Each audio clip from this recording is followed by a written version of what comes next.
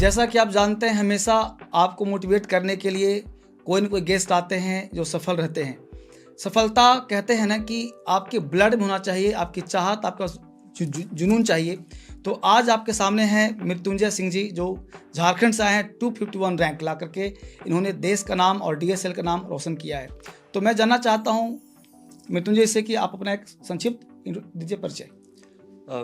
Thank you so much sir, यहाँ बुलाने के लिए मुझे। मेरा नाम मृत्युंजय सिंह है और मैं सर मध्य प्रदेश से हूँ और मध्य प्रदेश से रीवा डिस्ट्रिक्ट से हूँ। और मैंने एजुकेशन अपनी 12th तक वहीं की है केंद्रीय विद्यालय में, और ग्रेजुएशन में मैंने पॉलिटिकल साइंस से बीए ऑनर्स किया और ये मेरा सेकेंड अटेम्प्ट। बहुत बढ़िया। आप मृत्युंजय जी बताइए कि आपके सफलता में किन लोगों का ज़्यादा योगदान रहा है? मेरी सफलता में सर एक तो मेरे पेरेंट्स हैं, उनका योगदान रहा। फिर जो टीचर्स हैं, वैसे मैंने ऑनलाइन ही पढ़ाई की थी, बट फिर भी जो ऑनलाइन टीचर्स थे जीएस के लिए और मेरे बाकी के सब्जेक्ट्स के लिए। फिर उसके बाद मेरी सिस्टर, तो इन लोगों का योगदान बहुत ज़्यादा रहा। बहुत बढ़िया। एक्चुअली बिहार, झारखंड, एमपी, छत्तीसगढ़ में इंग्लिश का ऐसा बोलबाला नहीं है।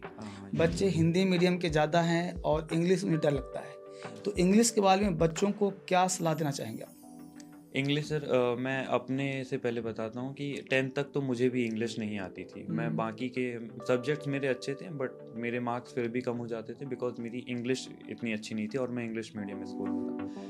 बट देन मैं स्टार्ट किया खुद से इंग्लिश सीखना, उनको पढ़ना, यूट्यूब में जितना मिल पाए।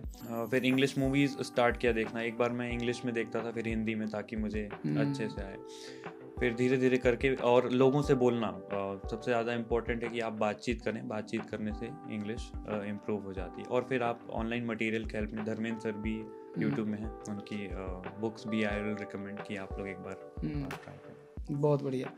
तो उन्होंने कहा कि इंग्लिश के लिए इन्हें भी परेशानी होती थी, जैसा कि आपको भी होता है।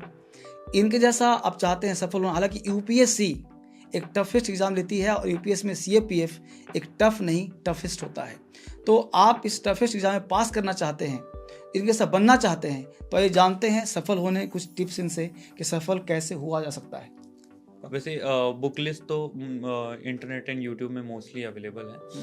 तैयारी में वैसे तो मैं जॉब के साथ ही तैयारी कर रहा था। जैसे कि मैंने बताया, पॉलिटिकल साइंस से मैं बीए ऑनर्स किया। उसके बाद मैं एज अ फैकल्टी मैं टीचिंग कर रहा था, और साथ में मैं घर आके जितना भी टाइम मिले या फिर वीकेंड्स में जो भी टाइम मिले पढ़ाई करता था। तो जो स्टैंडर्ड बुक लिस्ट हैं आपको कॉमन मिलेंगी टॉपर्स टॉक में, या फिर टॉपर्स जो भी आपको बुक लिस्ट बताएं, उन्हीं को आप पढ़ें और अपनी एक खुद की भी स्ट्रैटेजी बनाएं। किसी की स्ट्रैटेजी को कॉपी एंड पेस्ट ना करें। और इंग्लिश को लेके मैं बताना चाहूँगा, इंग्लिश को आप प्रैक्टिस करें, और मतलब डेली का आप बना लें किस लेवल की आपको इंग्लिश आती है। या फिर आप वीकली, अगर आपकी इंग्लिश, आप अगर मीडियम ठीक ठाक इंग्लिश बोल लेते हैं, तो वीकली आप ट्राई करें कि एक दिन आप डेडिकेट करें इंग्लिश को। मैं 2 बुक भी मेरे पास है धर्मेंद्र सर की, एक बार मैं कैमरे में शो करूँगा। ये एक वोकैबुलरी की है और एक structure, English spoken and written structure बताता है। तो बहुत बढ़िया। बताइए, बच्चे प्रीवियस ईयर क्वेश्चन नहीं करते हैं, तो बच्चों को क्या सलाह देंगे कि पीवाईक्यू करना चाहिए या नहीं करना चाहिए? तो पीवाईक्यू करना चाहिए। जैसे मैंने क्या किया था कि पीवाईक्यू एक बार प्रिपरेशन स्टार्ट करने से पहले एक बार देख लिया था, जिससे मैं जब पढूं तो मुझे पता रहे कि मुझे कैसे पढ़ना है। क्योंकि यूपीएससी में जनरल नॉलेज पूछते हैं और जनरल नॉलेज बहुत वास्ट हो जाता है, even with in the syllabus बहुत ज़्यादा हो जाता है। तो हमें टारगेट एंड फोकस्ड स्टडी करना पड़ता है। उसके लिए पीवाईक्यू एक बार मैंने पहले देखा था। फिर उसके बाद प्रैक्टिस करने के लिए भी एक बार आप जब सिलेबस हो जाए तो पीवाईक्यू आप देखें, ताकि आपको एक आइडिया हो कि आपकी तैयारी कैसी चल रही है। तो आपने सुना, जितने भी आ रहे हैं इंटरव्यू देने के लिए, सबका एक कॉमन आंसर है कि प्रीवियस ईयर क्वेश्चंस आपके दोस्त हैं। आप अगर सफल होना चाहते हैं तो प्रीवियस ईयर क्वेश्चन जरूर करें, क्योंकि सफलता का मानदंड वहीं से तय होता है कि आपको प्रीवियस ईयर क्वेश्चन आता है कि नहीं आता है।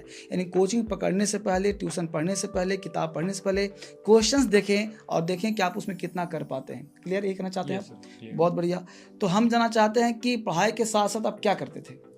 पढ़ाई के साथ साथ मैंने बहुत सारे स्टूडेंट को देखा है कि वो सिर्फ पढ़ाई करने लगते हैं, और ये 1 महीने 2 महीने तक आप कर सकते हैं, बट अगर आप कोई हॉबी फॉलो नहीं करेंगे या फिर कोई ऐसी एक्टिविटी नहीं करेंगे जो माइंड को फ्रेश करे पढ़ाई को दोबारा से स्टार्ट करने के लिए, तो वो टूट जाती है जो हम पढ़ाई के एक फ्लो में हम रहते हैं। तो उसके लिए मैं मूवीज़ देखता था, मुझे बहुत पसंद है। तो नेटफ्लिक्स आप देख सकते हैं, जैसे मैं 150 रुपीज़ का अपने फ़ोन में लिया हुआ था, और वो भी नहीं है तो टीवी में देख सकते हैं। न्यूज़पेपर पढ़ना भी मेरे लिए एक हॉबी ही थी, या फिर आप बाहर चले गए, साइकिल चला लिए, दोस्तों के साथ मिल लिए, घूम लिए, इतना ही। मतलब पढ़ाई के साथ साथ एक्स्ट्रा वर्क भी करना चाहिए ताकि माइंड आपका बहलता रहे, माइंड कभी फ्रस्ट्रेट ना हो, डिप्रेशन में ना चला जाए। इसलिए दोनों काम साथ साथ मतलब बैलेंस हो, आपके बॉडी का पर्सनालिटी बैलेंस होना चाहिए। आपकी मंजिल मिल गई या आगे उड़ान बाकी है? वैसे जो मंजिल मिली है वो भी, उससे मैं बहुत ज़्यादा सेटिस्फाइड हूँ। बट अब घर वालों हमारे जैसा कि आपने बोला MP, UP, बिहार, झारखंड में IAS IPS का भी बहुत ज़्यादा घर से भी प्रेशर रहता है, तो मैं एक बार और ट्राई करूँगा। अदरवाइज जो जॉब है वो भी बहुत प्रेस्टिजियस है, तो आई एम वेरी हैप्पी हूँ। CAPF का एग्ज़ाम UPSC कंडक्ट करती है, आपको पता होगा कि यह भी अपने आप में काफ़ी बढ़िया जॉब है, लेकिन IAS सबका सपना होता है। तो मृत्युंजय जी चाहते हैं कि मैं भी IAS बनूं, और वो अटेम्प्ट लेना चाहेंगे जब तक इनकी उम्र बची हुई है। क्लियर है? इनसे जानना चाहेंगे कि पढ़ाई के साथ साथ क्या आप भाग्यवादी हैं या कर्मवादी हैं?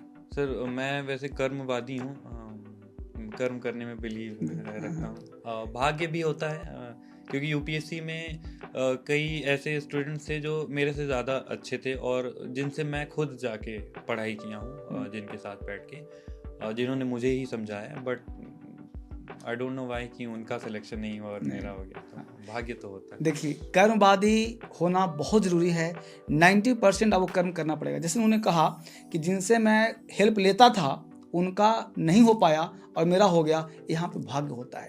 यानी कि भाग्य का मतलब है कि इनको यहाँ पे आना था और उनको कोई न कोई ऐसा कर्म था जो रोक रहा था। इसका मतलब कि आपको सफल होने के लिए आपको साम दाम दंड भेद सब करना चाहिए। मतलब कभी कभी ईश्वर को धन्यवाद भी करो, ईश्वर को प्रेयर भी करो, अपने कर्म भी ठीक करो।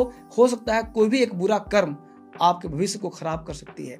होता है ना, कभी कभी किसी ने कार लगाया है और पीछे में अपना बाइक लगा दिया, ये सोच करके कि चलो मैं जल्दी आ जाऊंगा, लेकिन जब कार वाले आते हैं और आपका बाइक पीछे दिखते हैं तो मन ही मन कुछ न कुछ अपशब्द कह देते हैं, बुरा बोलते हैं, तो ये क्या हुआ, एक अभिशाप हो गया।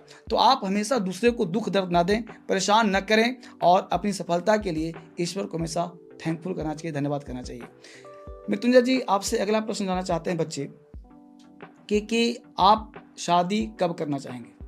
शादी का तो सर अभी सोचा नहीं है। वैसे आपने उसी एरिया से जहाँ से मैं बिलोंग करता हूँ, तो वहाँ पे गवर्नमेंट जॉब, इवन क्लर्क से लेके IAS तक, वहाँ बहुत ज़्यादा डिमांड रहती है। तो अभी इसीलिए घर में 2-4 लोग अप्रोच किए थे, बट मेरे पूरे फैमिली का ये अभी है कि अभी तो कुछ ऐसा सोचा नहीं। मतलब शादी तो हर व्यक्ति करेगा ही, लेकिन अभी ये शादी करने के पक्ष में नहीं है। अभी सफलता मिली है तो और ये सफल होना चाहते हैं, या जब भी इनका मर्जी होगा उसके बाद इस हिसाब से काम करेंगे।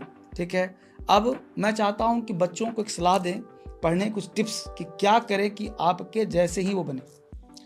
मैं कुछ टिप्स दे सकता हूँ। जैसे मैं तैयारी जॉब के साथ किया था, तो मेरे लिए टाइम मैनेजमेंट बहुत ज़्यादा इम्पोर्टेंट था। तो आप टाइम को एक बार देखें। बहुत कॉमन सी चीज़ें हैं जो आपको सारे टॉपर्स बोलेंगे। जैसे एक प्लान बनाएं। मैं एक मूवी देख रहा था शायद कुछ दिन पहले, सेरेना विलियम्स के फादर की थी। तो उन्होंने सेरेना विलियम्स को बोला कि if you fail to plan, you plan to fail. मतलब एक प्लान बनाएं आप। जैसे मैंने प्लान बनाया था कि 1 साल के अंदर मुझे इतना ये सब ख़त्म करना है। तो एक प्लान्ड स्ट्रैटेजी बनाएं, और उस स्ट्रैटेजी में लास्ट के 3-4 मंथ रिवीजन के लिए भी होने चाहिए। देन जैसा हम लोग अभी बात कर रहे थे कि सिर्फ पढ़ाई ना करें, साथ में कोई ना कोई आपकी हॉबी हो, बाहर खेलना हो, दोस्तों के साथ निकलना हो, या फिर मूवी देखना हो, तो कुछ भी आप एक हॉबी करते रहें। देन मैं लगातार मैं कभी नहीं पढ़ता था। जैसे 1-2 घंटे पढ़ा, फिर 15 से 20 मिनट का ब्रेक लिया, फिर 2-3 घंटे पढ़ा।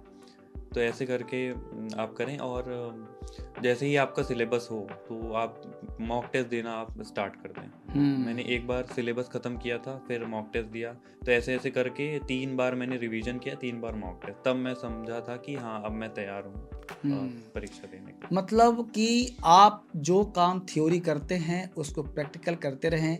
मॉक टेस्ट एक नया चीज़ मिला, यानी PYQ के साथ साथ आपको मॉक टेस्ट भी देना है कि आपकी अभी लेवल क्या है, आप कहाँ तक पहुँचे हैं, है ना।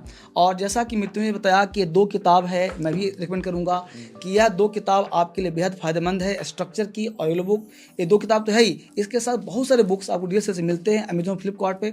और साथ साथ मृत्युंजय जी, मैं क्या कर रहा हूँ कि MP UP हरियाणा पंजाब के जो बच्चे हैं जो आज तक कलम नहीं पकड़े हैं, पेज तक नहीं लिखे हैं कुछ भी और किताब नहीं पकड़े हैं, मैं उनके लिए एक मिशन स्टार्ट किया हूँ, बैच स्टार्ट कर रहा हूँ जनवरी में ही, कि ताकि हिंदुस्तान के हमारे वो सब बच्चे जिनको इंग्लिश में कहीं भी समस्या हो, वो अगर IAS भी बनना चाहता है, मीडियम भी चेंज करना चाहता है, तो मैं उनके लिए कुछ काम कर सकूं। तो ये जो हमारा परिवार है वो 10 मिलियन बच्चों का है। तो मैं चाहता हूँ इस वीडियो को उन बच्चों तक शेयर कीजिए और यह वीडियो MP में पूरा फैलना चाहिए, MP हरियाणा पंजाब UP बिहार सब जगह फैलना चाहिए, और इनके जैसा सफल होने के लिए इनके आदर्शों पे आपको चलना चाहिए। चलते चलते एक शब्द में बच्चों को क्या बोलेंगे, जिसे हम लोग समाप्त करें? Just work hard, be grateful for what you have. यानी रख तू राह पर 2-4 ही कदम, मगर जरा तबीयत से मंजिल खुद ब खुद चलकर तेरे पास आएगी, मत घबरा तेरी तकदीर कभी भी बदल जाएगी। मिलते हैं फिर अगले पॉडकास्ट में। Thank you very much. Thank you.